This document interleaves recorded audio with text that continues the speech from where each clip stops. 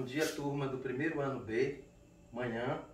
Para quem ainda não me conhece, meu nome é Evaldo Bispo, sou professor de ciência dessa unidade de ensino e, como nós vimos nas séries do ensino fundamental, da 6ª à 9ª série, estivemos estudando durante os 4 anos sobre os fundamentos que seriam o estudo da biologia. E agora que nós estamos no primeiro ano do ensino médio, nós vamos ver propriamente o estudo da biologia. Para iniciar, nós temos de ver necessariamente as características gerais de todos os seres vivos. Essas características só existem nos seres vivos. Nos componentes não vivos, que são a pedra, rio, ar e outras matérias, eles não têm essas características. As características são próprias dos seres vivos. São 8 as características dos seres vivos. É a composição química, a organização celular, a reprodução, o metabolismo, o crescimento, a evolução, a reação aos estímulos ambientais e o movimento. Sobre a composição química, que é dominante nos seres vivos, nós temos o carbono, o hidrogênio, o oxigênio, o nitrogênio, que é em maior proporção. E em menor proporção nós temos o fósforo e o potássio, que é P e S. P porque é em latim, e sulfo também em latim é o S. Essa composição básica dos seres vivos. Tem outros elementos que compõem os seres vivos, mas isso aí são o básico. Já os componentes não vivos, eles não contêm esses elementos próprios dos seres vivos. Ele contém oxigênio, em sua maioria, silício e o alumínio. E também tem outros elementos químicos em menor quantidade. O carbono, que está aqui, o C representando carbono, é um elemento fundamental para a vida. É um elemento fundamental para a vida no planeta Terra. É o carbono que é responsável pela formação das substâncias orgânicas. As substâncias orgânicas, como nós já estudamos no ensino fundamental, são as proteínas, são os carboidratos, os lipídios e o ácido nucleico, que contém o DNA e o RNA. Mas os seres vivos também são compostos de substâncias inorgânicas, que são predominantemente a água e os sais minerais. E são essa composição, essa associação de substâncias orgânicas com substâncias inorgânicas que irá formar uma das estruturas mais complexas que existe, que é a célula, que nós já estudamos, para quem foi meu aluno, na 8ª série, né? que a célula se compõe basicamente da membrana celular, do citoplasma e do núcleo, que é onde contém o material genético, os ácidos nucleicos, DNA e RNA. Então, quanto à organização celular, os seres vivos podem ser divididos basicamente em seres unicelulares e seres pluricelulares. Unicelular, como o nome já está dizendo, só tem uma célula. E como exemplo, nós temos essa ilustração da ameba, que é um ser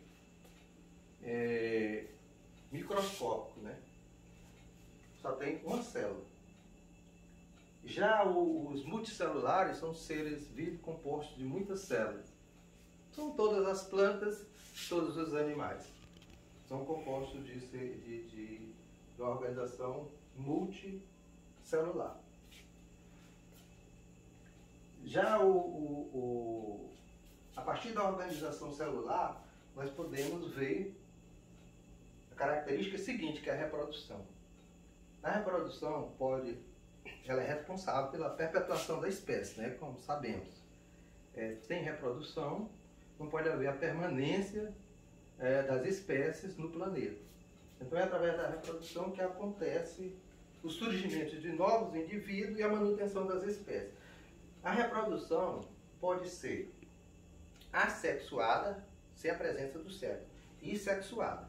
A assexuada sem a presença do sexo, acontece quando um indivíduo, parte do indivíduo se separa formando um novo indivíduo.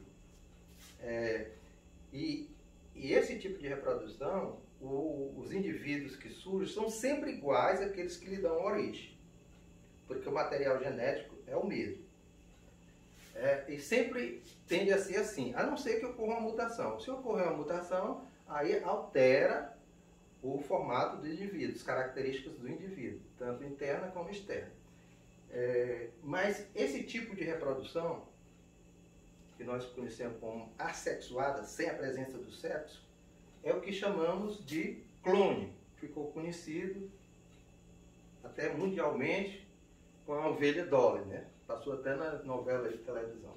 Já a reprodução sexuada, ela acontece através de células especiais. Aí entram em conjunção, em união, os gametas de dois indivíduos. Essas células especiais são chamadas gametas, que tem o gameta masculino e o gameta feminino. O feminino é o óvulo e o masculino é o espermatozoide. A união dos dois forma um novo indivíduo, que é um embrião, um feto, e depois nasce.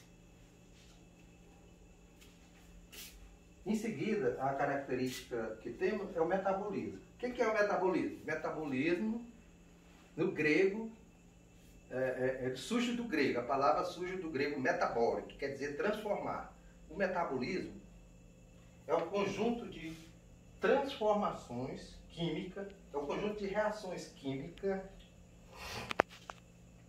que possibilita a transformação da matéria em energia, ou seja, dos alimentos em nutrientes. Basicamente é isso. O metabolismo pode ser dividido de duas formas. Anabolismo, que é a produção de substâncias, que vão ser responsáveis pelo crescimento, bem como a reparação de perdas de energias havidas, ou catabolismo, que é a quebra dessa substância para que seja liberada energia para ser utilizada nas funções orgânicas, no coração, nos rins, no fígado, nos pulmões e por aí diante. Vão ser utilizadas nos órgãos e nos sistemas biológicos. O crescimento, que é a quinta característica, ela é a incorporação, o crescimento é a incorporação da matéria que será transformada em energia e possibilitará o desenvolvimento desses indivíduos através do metabolismo. No crescimento, incorpora-se a matéria para que possa o organismo, através do metabolismo, possa produzir energia. Esse movimento, nos seres unicelulares, que só tem uma célula, são seres simples, como bactérias, protozoários, as algas, os fungos. Nos seres unicelulares, esse crescimento é apenas de aumento da largura é apenas o crescimento, aumento de volume. Na verdade, o crescimento nos seres unicelulares é apenas aumento de volume. Já nos seres pluricelulares, que tem muitas células, existe esse aumento de volume, mas também existe um aumento na quantidade de células, que vai possibilitar o modo de desenvolvimento vegetal ou animal. A evolução, nossa sexta característica, diz respeito a transformações que podem ocorrer ao longo de gerações, né? Os seres vivos estão possibilitados a sofrer modificações ao longo de gerações. Essas modificações, tanto estruturais como genéticas, vêm a ocorrer para que os indivíduos possam tanto sobreviver como se reproduzir no meio ambiente. Um dos maiores estudiosos, para não dizer o maior, da evolução foi o naturalista inglês Charles Darwin, que publicou o famoso livro A Origem das Espécies pela Seleção Natural, em 1859. Mas tem também o Alfred Wallace, que é considerado, junto com Darwin, os pais da evolução.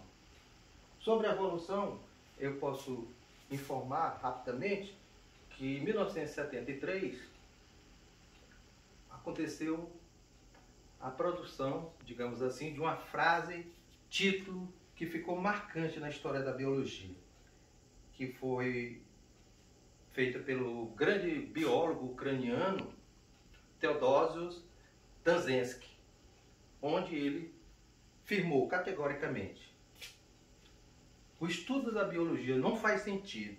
O estudo da biologia só faz sentido à luz da evolução. Repetindo, o estudo da biologia só faz sentido à luz da evolução. Essa frase ficou marcada na história da biologia desde 1973. A nossa sétima característica é a reação a estímulos ambientais, né? Reação a estímulos ambientais. Todos os seres vivos têm a percepção e a reação aos estímulos que vêm do ambiente, tanto do ponto de vista físico como do ponto de vista químico.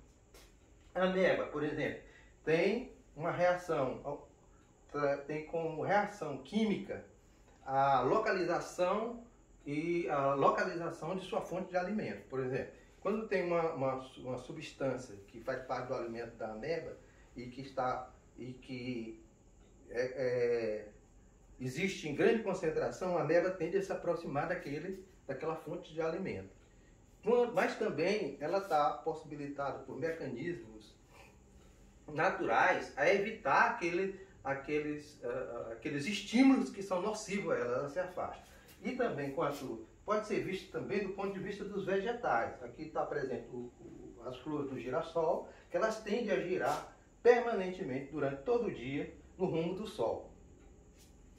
E essa percepção e reação pode levar ao movimento. O que é o movimento? É a modificação, a alteração da posição dos organismos em relação a um ponto de referência. Nos organismos vivos, micro-organismos e vegetais, esse movimento tende a ser feito diferentemente. No micro-organismo pode ser feito milimetricamente, nos vegetais as raízes, o caule, os galhos, as flores, os frutos, tudo se move.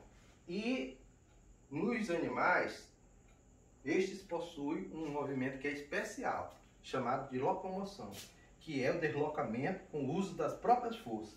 E aqui nós temos a ilustração de uma ave se movendo.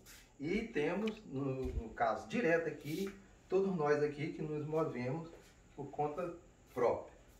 Então, houve um questionamento durante toda a aula que eu gostei muito. Isso mostra que vocês estão muito atentos, vocês estão focados no assunto, vocês estão dedicados, vocês estão zelosos com o assunto. E nós vamos apresentar agora um roteiro de estudo, que é para vocês venham a discutir comigo na próxima aula e que vai valer ponto para ser somado à prova. Muito obrigado.